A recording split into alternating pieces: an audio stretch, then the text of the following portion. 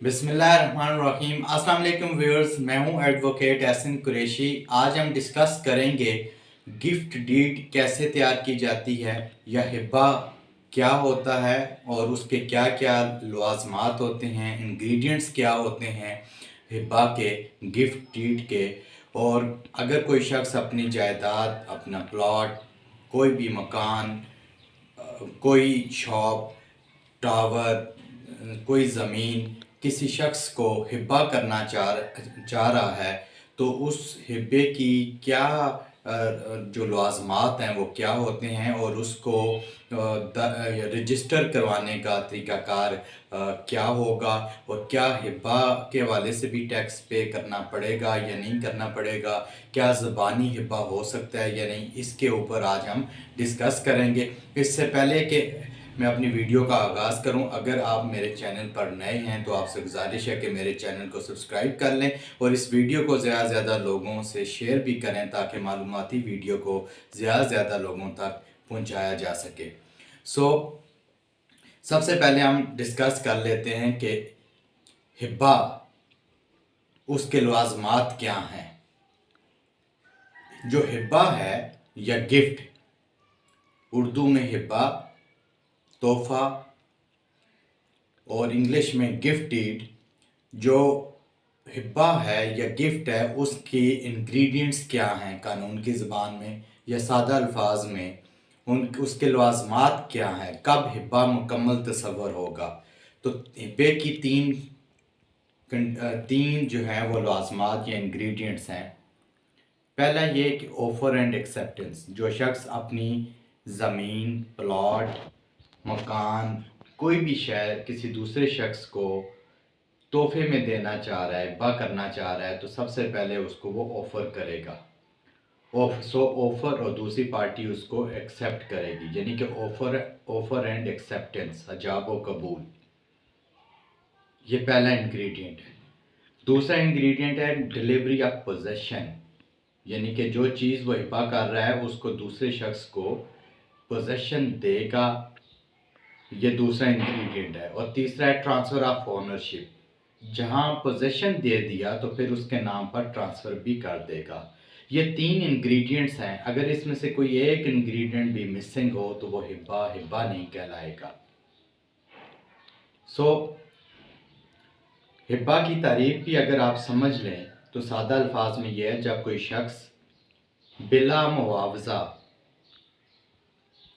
किसी जायदाद को, किसी मकान को, किसी प्रॉपर्टी को, कोई भी प्रॉपर्टी हो, कोई भी जायदाद हो, चाहे वो मकान हो, फ्लैट हो, दुकान हो, कोई भी हो, बिला इवज़ वो किसी दूसरे शख्स के नाम ट्रांसफ़र कर दे और उसका पोजेशन भी उसको दे दे और वो शख्स उसको कबूल कर ले तो वो हिब्बा कहलाएगा। हिब्बा में अगर पैसों का अमल दखल आ जाए तो वो, और उसके बाद ये चीज़ें अगर ट्रांसफ़र हो जाए, एक शख्स ने पैसे दे दिए, तो वो फिर हिब्बा नहीं, वो सेल की कैटेगरी में आ जाएगा, वो बै की कैटेगरी में आ जाएगा। हिब्बा के लिए जो ज़रूरी इंग्रेडिएंट्स हैं, offer and acceptance, delivery of possession and transfer of ownership, ये तीनों इंग्रेडिएंट्स हैं। इसके ऊपर सुप्रीम कोर्ट ऑफ पाकिस्तान ने मुतअद्दिद जजमेंट्स के अंदर ये लिखा है कि जब तक ये तीन इंग्रेडिएंट्स पूरे नहीं होंगे हिब्बा नामुकम्मल तसव्वुर किया जाएगा, उसकी कोई हैसियत नहीं होगी। अब हिब्बा जो है, नॉर्मली हम देखते हैं कि जी लोग 100 रुपये वाले स्टाम्प पर उसको लिख कर दे देते हैं, उसकी कोई हैसियत नहीं होती उस स्टाम्प की। महज एक पीस ऑफ एविडेंस के तौर पे आप उसको, कहीं अगर डिस्प्यूट अराइज होता है तो उसको आप इस्तेमाल कर सकते हैं, अदरवाइज़ उसकी वो कोई हैसियत नहीं है, उसकी अथेंटिसिटी नहीं है। चूँकि हिब्बा को रजिस्टर करवाना उसी तरह रजिस्टर होगा जिस तरह एक आप सेल डीड को रजिस्टर करवाते हैं, उसका भी तरीक़ाकार वही है। सबसे पहले जो भी जायदाद, अगर ज़मीन आप उसको हिब्बा करना चाह रहे हैं तो वहाँ आप जाएंगे, उसका जो ट्रांसफ़र लेटर है, अगर किसी कोई मकान है तो ट्रांसफ़र लेटर, अगर कोई ज़मीन है तो आप वहाँ से फ्रेश फ़र्द बराए हिब्बा वो निकलवा के लाएंगे और उसको फिर एक गिफ्ट डीड तैयार करवाएंगे, उसके अंदर अदूद अरबा भी लिखा होगा।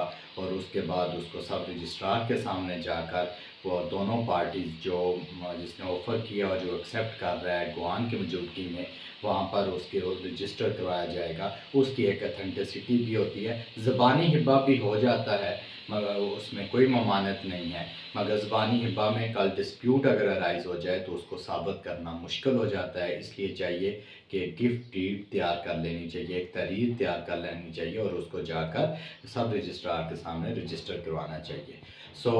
ये आज हमने हिब्बा के हवाले से हमने डिस्कस किया।